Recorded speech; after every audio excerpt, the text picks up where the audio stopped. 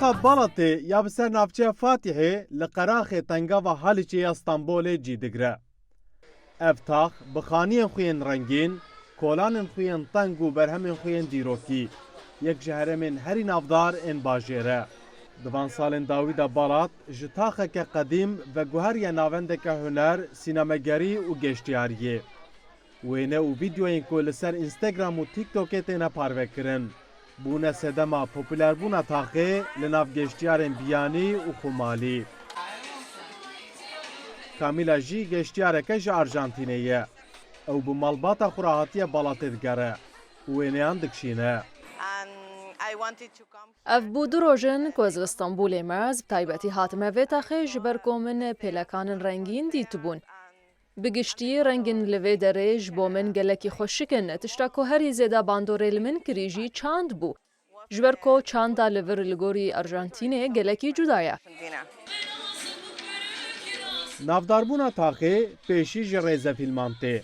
Rêzefîlmên Tirkî yên li taxê hatine kişandin, bi saya medyaya civakî Balatê ve guherandiye navendeke geştyariyê.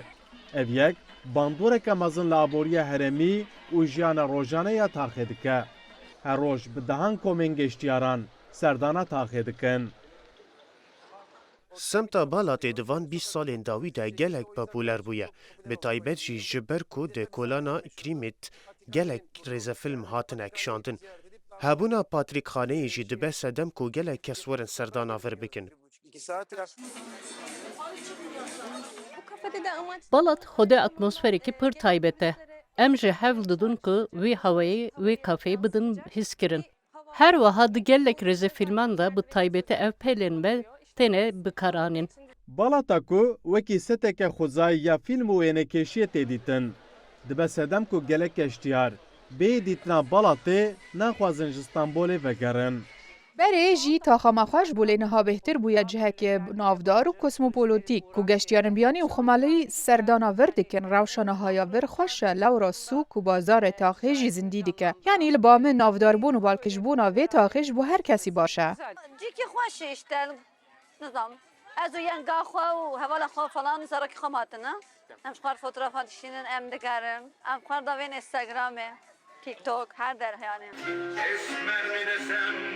Semta Balatê ya Stenbolê ku di lîsteya mîratîya cîhanî ya UNESCOyê de cî digre. Di serdemên Bîzans û Osmanî de mazûvaniya civakên cihû, Rûm û Ermenan kiriye. Îro jî derdora 20 dêr, sînagog û mizgeftên li kêleka hevin. Wekî nîşaneya pirçandiyê tên parastin. Ji loma jî Balat ne tenê taxeke turîstîk e. Lê wekî muzexaneyeke zindî ye ku her kêliya wê çîrokekî vedibêje. Ömer Sönmez, Rûdaw, Stenbol.